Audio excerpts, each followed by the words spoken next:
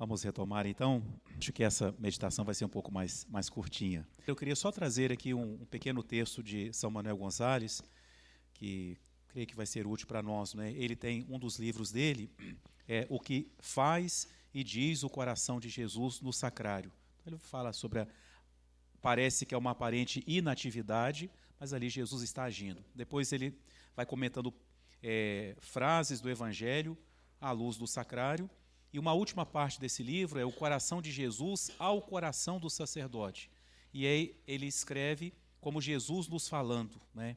Então ele, na primeira meditação, logo ele coloca assim: deixa-me, meu irmão sacerdote, começar nossa conversa com uma queixa que eu tenho de muitos dos meus sacerdotes. Eu os vejo tão pouco junto aos meus sacrários. Eu os vejo nas bibliotecas, nas salas de aula, estudando sobre mim. Eu os vejo nos púlpitos e meios de comunicação ensinando sobre mim. Eu os vejo em tantos lugares fazendo as minhas vezes. Os vejo também em lugares onde nem precisam aprender sobre mim, nem fazer nada por mim. E, no entanto, junto aos meus sacrários, eu os vejo tão pouco e há tão poucos. Não tenho razão de me queixar? Se soubesses, meu sacerdote, o que se aprende lendo livros, estudando questões, examinando dúvidas à luz da lâmpada do meu sacrário. Se soubesses a diferença que há entre os sábios de biblioteca e os sábios de sacrário. Se soubesses tudo o que o momento no sacrário dá de luz a uma inteligência, de calor a um coração, de ânimo a uma alma, de doçura e fruto a uma obra. Se tu e todos os meus sacerdotes soubessem o valor daquele momento de joelhos diante do meu sacrário para permanecer de pé junto a todas as cruzes, se soubessem tudo isso na prática, como se veriam meus sacrários tão vazios de sacerdotes? Os anos de seminário, que outro fim tiveram, se não ensinar por todos os modos o saber e o sabor do que é o meu sacrário? E ele termina com umas perguntas. Que lugar ocupa em tua alma o sacrário da tua paróquia, da tua igreja? E que lugar tu ocupas neste sacrário? O primeiro, como deve ser, o mais um entre tantos ou nenhum? Então, interessante, não é? Que lugar o sacrário ocupa na minha vida e que lugar eu ocupo no sacrário? Se houvesse um ranking, não é? Top 10, né? Qual seria a nossa colocação, né? Claro que não é competição, mas para a gente refletir, né? Que lugar eu ocupo no sacrário e que lugar o sacrário ocupa na minha vida. Pois bem, essa meditação de agora e a que vamos fazer à tarde, ainda dentro, né, do tema geral do nosso retiro, mas eu já vou fazer um pouco nos ajudando para o momento que teremos à noite, né, momento da celebração penitencial. Então, os temas é para ajudar-nos também nessa nossa revisão de vida. Claro, todas as meditações sempre nos ajudam, mas agora voltado um pouco mais para isso, né? Chamados para estar com Ele, mas quando nos perdemos, mesmo dentro de casa, né? Jesus subiu a montanha, nos chamou para estarmos com Ele, mas é possível continuar no altar e não estar mais com Ele. É possível continuar no ministério e, de alguma forma, estar longe dEle e de nós mesmos. Então, com essa meditação, espero que o Senhor nos convide de novo a estar com Ele na montanha, para refletir sobre esse tema, né? Perdidos dentro de nós mesmos, mesmo andando com o Mestre, mas talvez correndo o risco de viver longe. Eu quero trazer três pontos para a nossa reflexão. Primeiro, a parábola da moeda perdida, né? A dracma perdida. Depois, para que a gente aprenda com o erro, né? E assim estejamos cautelosos, um pouquinho o ministério de Judas. Pode parecer até meio chocante, não é? Mas é bom a gente olhar também, né? Olhar e dizer para Jesus, como São Felipe Neri dizia para Jesus, né? Senhor, cuidado com Felipe, porque ele pode te trair. Cuidado que ele é traíra, mas era ele mesmo, né? O Felipe. Cuidado com Felipe, Jesus, que ele pode te trair, né? A gente ter sempre essa desconfiança. E terceiro ponto, ligado com a parábola da moeda, uma reflexão sobre a confissão, né? Então, a moeda perdida. Essa parábola faz parte da tríade sobre a misericórdia, né? As 3 parábolas com as quais Jesus responde àqueles que falavam, ele come com os pecadores, ele faz refeição com os pecadores. Então, Jesus responde com as 3 parábolas. Interessante os detalhes de cada parábola. O filho pródigo é alguém que se perde, que vai para longe, se perde longe, se distancia, mas que termina voltando, ele volta. O filho pródigo, de alguma forma, ele toma a decisão de voltar, né? E o pai o acolhe, etc., né? Então, essa parábola coloca em destaque o amor do pai. Mas tem esse lado, né? Muitos voltarão. Em algum momento, Deus vai tocar o coração de muitos que foram para longe e voltarão. A ovelha perdida é também, não é, alguém que se perde, né, na figura da ovelha, alguém que se perde e que não volta, né? Esse já é o detalhe da segunda parábola. A ovelha não é capaz de voltar sozinha. Vocês sabem por que Jesus usa a ovelha para falar da gente? Porque uma das características da ovelha é que ela é um animal muito bobo, é um animal muito ingênuo, ela se engana fácil. Se ela se separa do rebanho, ela se perde. E ela não é capaz ela não tem bom GPS, ao contrário do gato, né? Gato você pode soltar ele lá em Campos que ele vai voltar para cá, né? E se você se perder, pode perguntar para ele que ele te ensina o caminho, né? Já a ovelha não, ela se perde e ela não volta. Por isso que Jesus fala do rebanho que precisa do pastor. Então, alguns voltarão, outros não voltarão se nós não formos buscá-los. É a mensagem da parábola da ovelha. E ela destaca o amor do filho, o bom pastor. Então, a primeira parábola é o pai, misericordioso, a ovelha é o filho, o bom pastor, e a terceira parábola, sobre a qual nós vamos refletir, é a moeda que se perdeu. Mas ela não perdeu lá fora, ela não foi para longe, né? Ela se perdeu dentro de casa. E ela é encontrada com a luz que é acesa. A luz, o Espírito Santo. Então, a misericórdia no seio da Trindade, né? As 3 parábolas mostram a misericórdia em Deus, o Pai, o Filho e o Espírito Santo. A gente vai refletir sobre essa parábola, né, da moeda. Nessa parábola, não estamos falando de alguém que se perdeu aqui dentro. Não se trata de uma ovelha que se extravia no deserto, mas de uma moeda que se perde no espaço doméstico, no ambiente familiar. Nós podemos experimentar isso um pouco na nossa vida, né? Nós podemos nos perder, não somente nos afastando do ministério, das nossas obrigações, mas quando perdemos o centro da nossa vida, a gente também se perde. Podemos nos perder dentro de nós mesmos. Mesmo continuando a celebrar, a pregar e a servir, podemos estar como essa moeda caída embaixo de um móvel, num centro escuro da nossa. Então, as atitudes da mulher, né? Jesus fala que a mulher acende a luz, varre a casa, né? Então, a casa pode simbolizar o próprio coração do discípulo, né? Pode simbolizar a igreja, o nosso ministério. Podemos fisicamente permanecer em casa, mas de alguma forma uma parte de nós está perdida, esquecida. O que a mulher faz? Ela acende a lâmpada, acende uma luz. É a luz da nossa consciência. Nós precisamos sempre nos acostumar a ouvir a nossa consciência, né? Ela sempre nos fala. Santa Teresa fala que a imaginação é a louca da casa e a consciência é a chata da casa, né?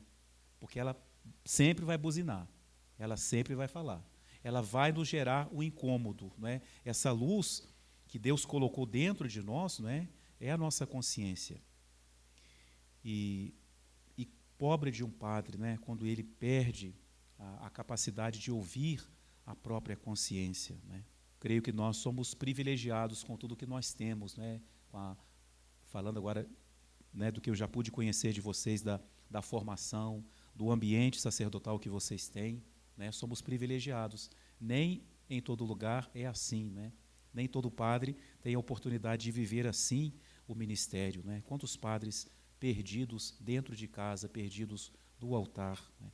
quando a gente lê um pouco, né, o Ensino e Êxodo, a gente vai percebendo essa necessidade mesmo de rezarmos pelos nossos irmãos padres, né, que às vezes são essa moeda perdida, né, estão no ministério, mas estão perdidos. A luz se apagou, a luz da consciência se apagou, e isso vai refletir no ministério, né, vai refletir, por exemplo, na orientação que o padre dá, no julgamento que ele faz das consciências, né?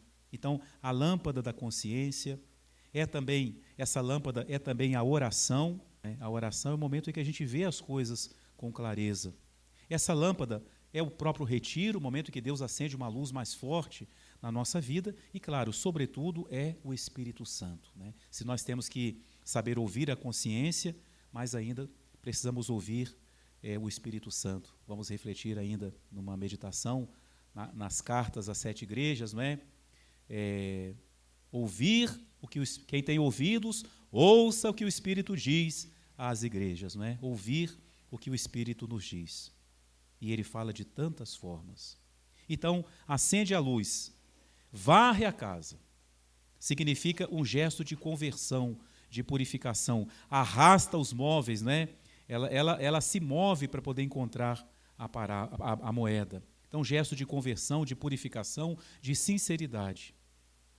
Deus espera encontrar em nós a imagem de filhos que talvez esteja escondida dentro de nós. É preciso, então, fazer todo esse movimento, né? Arrastar os móveis. Uma vez um padre baiano, muito engraçado, ele veio do retiro, aí eu falei: "Ei, padre, como é que foi o retiro?" Ele usou uma expressão muito, muito bonita, ele falou assim: "Ah, padre, o pregador levou a gente a enfiar a mão na caixa de gordura." Achei interessante a expressão, né? Colocar a mão na caixa de gordura. É um negócio nojento quando tem que limpar aquela caixinha de gordura, mas o retiro é a hora disso.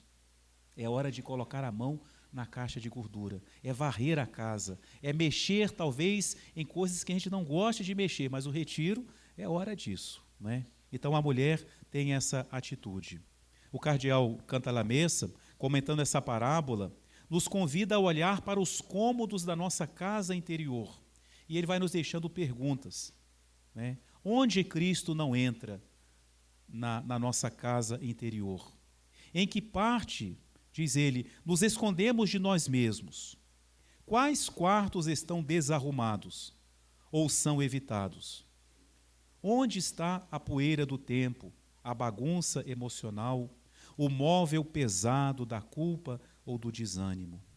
Hoje Cristo deseja entrar em todos os cômodos. Eu aproveitei aquele domingo de Marta e Maria, né, para falar um pouco disso para as pessoas. Jesus quer nos visitar. Se Jesus chega na sua casa, né, de repente, está lá a família no domingo, tal, de repente, alguém bate na porta. É Jesus. E agora, manda entrar ou manda esperar? E aí fica a resposta para a gente, né? Deixa entrar, Jesus, espera aí, tem que mudar uns negócios aqui primeiro antes de eu entrar, né? Deixar que Jesus visite a nossa casa interior. Já dizia o padre Antônio Maria: vamos, Jesus, passear na minha vida, deixar Jesus passear na nossa história, visitar momentos da nossa história que precisam, talvez, encontrar um sentido que ainda não encontraram. A parábola nos convida a isso, né? Sabendo que, se ele vai com a gente, né, ele vai trazer, se por um lado, às vezes tem coisas que nos doem, que nos custam, ele vai estar do nosso lado, nos ajudando a lidar também com essas situações. Segundo ponto da nossa reflexão, que é assim até meio delicado e pode parecer até estranho, né, a gente tocar de um assunto assim no retiro, mas espero que possa ser útil. A gente olhar um pouquinho para a história de Judas, né, mas olhando o que o levou aonde ele chegou, né, o que levou a trair Jesus, né? Se ele foi um chamado como todos os outros, né, fez milagres certamente, né, foi enviado por Jesus, escolhido por Jesus, né? Jesus foi, de alguma forma, ele se perdeu, Judas, né, foi alguém que perdeu a fé enquanto ainda segurava essa tocha, né? O primeiro a deixar o cordeiro enquanto ainda estava com ele. Judas, no primeiro momento, né, não abandonou Jesus visivelmente, permaneceu no grupo, foi chamado ao monte, foi escolhido, estava na barca, caminhou com Jesus, estava na última ceia, mas já não estava com ele no coração. e aqui eu vou usar um pouquinho Monsieur Fulton Sheen, né, no Sacerdote Não Se Pertence, ele se pergunta, onde começa a decadência espiritual de Judas? Qual foi o primeiro sintoma de uma série de pecados? E aí, para falar disso, ele faz essa reflexão, né? O que é que leva a gente a cair no pecado? Ele fala, a espiritualidade tradicionalmente vai dizer, as fontes do pecado são o mundo, a carne e o demônio. Mas será que esses não são secundários? Não haverá antes uma separação de algo? Disse muitas vezes que Judas, o exemplo máximo do apóstolo decaído, foi primeiro corrompido pela cobiça. O Evangelho não sustenta essa ideia, diz Fulton Sheen. É possível que a cobiça tenha sido a sua motivação ao aceitar o chamado de Cristo. E ele vai refletindo um pouco sobre isso, né, que talvez ele foi seguir a Jesus por causa disso. Né? Aí conta o exemplo lá da unção, né, quando Maria, seguindo o instinto do seu amor, não faz cálculos, Judas, para ele aquilo era desperdício. E ele fala, de fato, a avareza pode ser um dos pecados do sacerdote, talvez o mais insidioso. É uma espécie de pecado limpo, pois se exibe sob o disfarce da prudência, da preocupação com a velhice. Né? E aí ele diz, o bom sacerdote vive para a sua vocação. O sacerdote avarento vive da sua vocação. Né? Que nós vivamos para a nossa vocação. Ele fala aqui uma coisa bem, bem real. Né? Quando assiste a uma conferência pastoral, ignora qualquer referência à santificação do clero, à disciplina moral e espiritual, à visitação dos doentes, mas quando o bispo fala de salários, de taxas, a reunião do clero fervilha. Né? Tá aquele ambiente assim, todo meio cochilando, vamos ter que falar das taxas, pronto, o ambiente muda. Né? Então, ele fala, o padre avarento está sempre em busca de uma paróquia melhor, mas melhor para ele significa apenas uma paróquia mais lucrativa. Né? Tão feio avaliar assim, eu queria ir para uma paróquia melhor. Né? Então ele volta agora a Judas. Mas foi a avareza o início da queda de Judas? Não. A sua queda começou com a falta de fé e de confiança no Senhor. Então Judas, a rachadura no ministério de Judas foi a falta de confiança no Senhor. E que se tornou evidente quando, no Evangelho de São João, Jesus prometeu a Eucaristia à multidão. Ali começa a rachadura de Judas. Tanto que naquele momento Jesus fala, eu não vos escolhi, e no entanto um de vós é um demônio. Ali Jesus já leu no coração de Judas que ele não acolheu a Eucaristia. Um ano depois, de novo em tempo de Páscoa, nosso Senhor repreendeu Judas por sua loucura por dinheiro. São João dá início à narrativa da tragédia do Calvário com essas palavras. 6 dias antes da festa da Páscoa, Jesus foi a Betânia. Então lá tem toda a cena da unção, né? E Judas que reclama do que Maria faz, não é? Reclama que tinha que dar para os pobres. Né? Você vê que essa coisa é antiga, né? E Jesus respondeu, né? Deixa em paz, deixa a mulher fazer o que ela quer com o perfume dela. Ela o guardou para o dia em que meu corpo fosse preparado para o sepultamento. Sempre tereis os pobres entre vós. Eu não estarei sempre entre vós. Assim, a história da queda de Judas é contada em relação à Páscoa. Foi numa Páscoa que Jesus anunciou pela primeira vez a Eucaristia, e em outra Páscoa a instituiu. A primeira ruptura na alma de Judas foi quando nosso Senhor disse que daria seu corpo e sangue em alimento. O colapso total aconteceu na noite da última ceia, quando Jesus cumpriu a promessa. Isto é uma prova insofismável de que a fidelidade e santidade por um lado, e a traição e a deslealdade por outro, estão ligadas à Eucaristia. A primeira rachadura no sacerdócio acontece em nossa atitude ante a Eucaristia. Ali, na Eucaristia, nós mostramos a nossa identidade também, né? A santidade, diz Fulton Sheen, com que oferecemos a missa. A sensibilidade da nossa devoção ao Santíssimo Sacramento. As pessoas não são bobas, né? Não está certo essa coisa das pessoas ficarem indo à missa para julgar o padre, anotar erros, abusos. Não, isso não está certo também, né? Mas as pessoas não são bobas. E as pessoas observam como que nós celebramos, né? Como que nós lidamos com a Eucaristia, né? Se lidamos como se fosse qualquer coisa, como se fosse uma coisa sagrada, ou se fosse, como de fato é, com uma pessoa, né? A Eucaristia não é uma coisa, nem sequer uma coisa sagrada, é uma pessoa, né? Então, a rachadura no nosso ministério passa por aí. E, claro, agora sem, julgar ninguém, estar analisando ninguém, mas, às vezes, a gente percebe, né, quando um padre não está bem, isso reflete na sua maneira de celebrar, na maneira de lidar com a Eucaristia, né? O incômodo que às vezes gera a atitude de piedade das pessoas, né? Claro que tem muita gente maluca, né? Que claro que complica as coisas também, mas não é isso, né? Mas o incômodo que às vezes gera uma adoração, né? Um gesto de piedade, porque talvez a ruptura já começou por aí e não percebeu. A Eucaristia deve ser o coração do nosso sacerdócio e para Judas se tornou ocasião de escândalo. Cedeu ao dinheiro, mas não foi o dinheiro que o destruiu, foi a frieza do coração. Então, claro, queira Deus e pedimos e desejamos isso, né, sem chegar aonde Judas chegou, nós podemos trilhar um pouco esse caminho, né, perder a afeição por Jesus, perder o primeiro amor, a pressa na missa, a ausência na adoração, uma piedade sem afeto, uma vida sem estar com Cristo, né? Que nós possamos aprender, então, com a história de Judas, que na nossa vida é fundamental a confiança em Jesus, a proximidade com a Eucaristia, né? Para a gente não nos perdermos dentro de casa, devemos estar perto dele. E terceiro, uma reflexão sobre a confissão.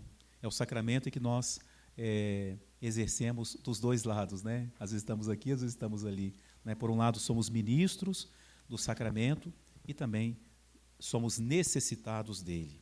Claro, hoje refletir mais enquanto nós somos pecadores e precisamos também desse sacramento. Se hoje reconhecemos que algo se perdeu em nós, existe um caminho concreto e seguro para reencontrar a graça de estarmos plenamente com o Senhor, a confissão. Não é um momento acessório, mas um verdadeiro encontro com o pastor que carrega nos ombros a ovelha perdida, com a mulher que se alegra ao encontrar a sua moeda.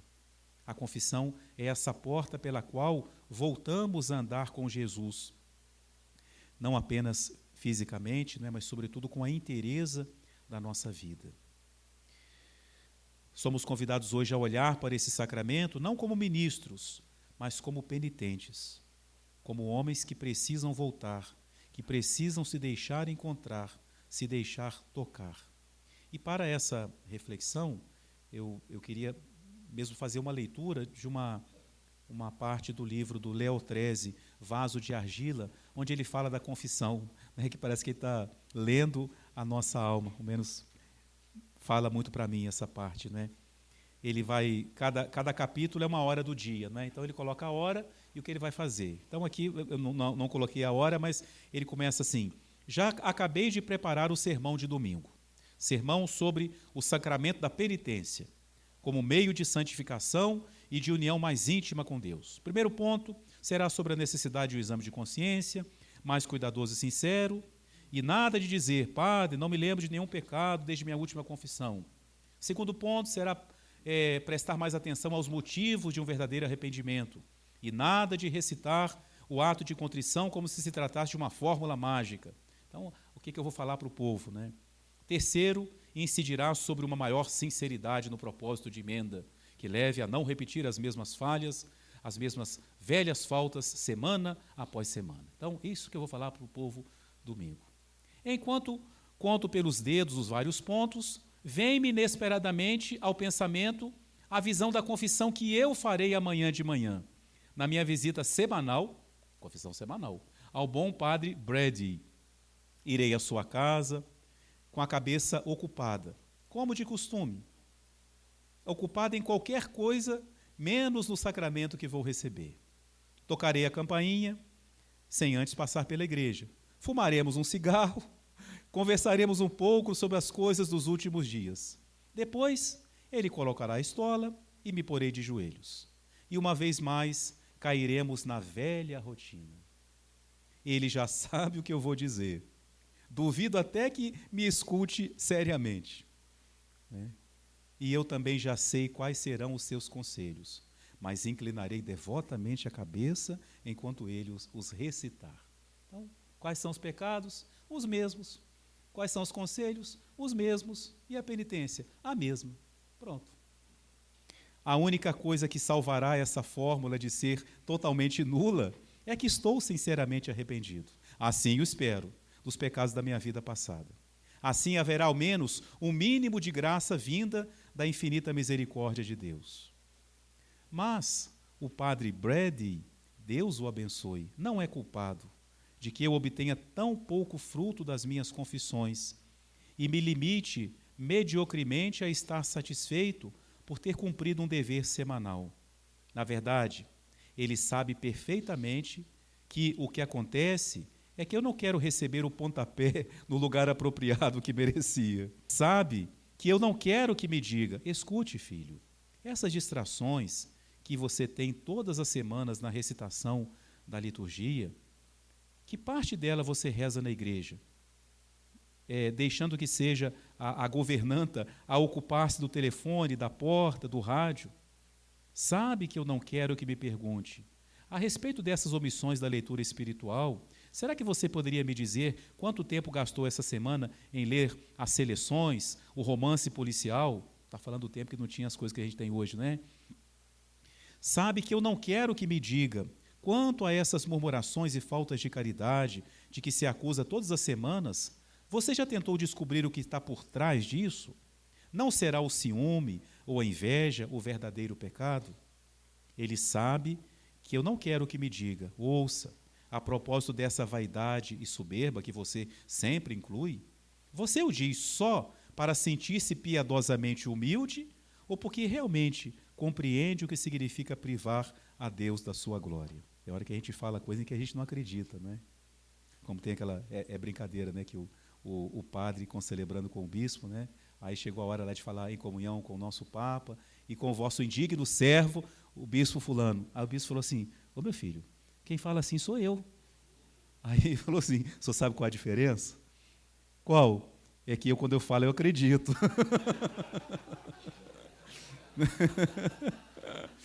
Ai, ai, ai. Nós padres, né? Então, né, acreditar, né? É igual quando a gente fala assim, eu não mereço. Ai da pessoa que fala, realmente não merece não, né? Quando alguém fala, eu sou um pobre, realmente, né? A gente fala, mas então, o padre Brad sabe que eu não quero que ele me pergunte se realmente eu me sinto vaidoso ou se é para parecer que eu sou humilde, né? Tinha um padre que dizia, existe a humildade de anzol, né? Quando você lambe para pescar um elogio. Eu fiz isso aqui, não ficou muito bom não, tá? É para quê? Não, ninguém faz isso igual você, né? Humildade de anzol. Tem gente que já é humildade de tarrafa mesmo, né? Já joga assim para pescar mesmo, né? Então, parecer que somos humildes. Não repara não, né? Não repara não. Não há repara, ainda fala assim.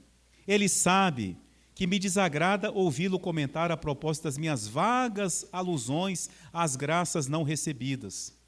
Meu irmão, ponhamos os pingos nos is e vamos ao miolo. Quais são as graças que você não correspondeu e por quê? Sabe quanto me doeria ouvi-lo insinuar? Meu filho, você acaba de fazer a mesma confissão que você fez há um ano.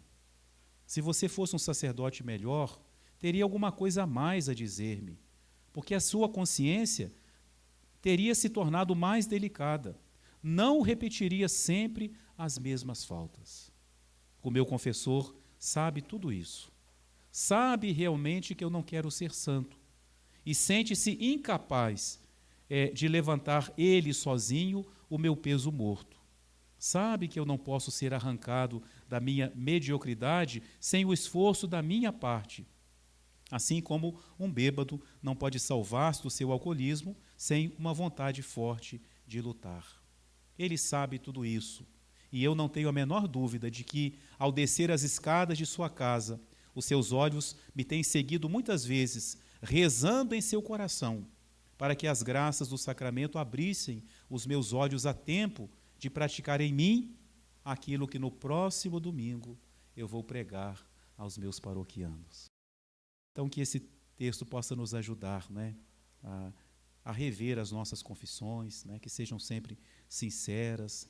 Tem hora que a gente tem que procurar realmente viver na nossa confissão aquilo que a gente gostaria que as pessoas viessem quando nos procuram, né? Quando a pessoa vem e fala assim, meu filho, você pode confiar, que você tiver que falar, o padre não está aqui para te julgar, você pode falar o que você precisar, o que você fala aqui, fica aqui, não é? Abra o seu coração, não sofra sozinho, né? E quando a gente vai confessar, quantas vezes é difícil fazer isso, né?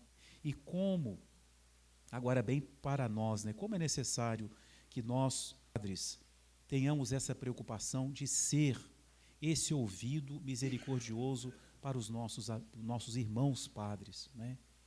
É uma coisa tão misteriosa, né, que às vezes um padre vem e fala assim, eu quero me confessar, mas esses padres aí, né, que coisa triste. Nós não podemos ser instrumentos da misericórdia para os nossos irmãos, né? O bombeiro sem água, né? Para os outros nós somos instrumentos de misericórdia, mas entre nós eu tenho que escolher, não, qual padre que eu vou me confessar, porque esse não, que a gente possa mudar isso, né? Tanto para dos dois lados do exercício do ministério, né? Como ministros e como pecadores. Então, esse texto nos convida a deixarmos que Jesus nos encontre. Não basta que estejamos aqui, é preciso estar com Ele.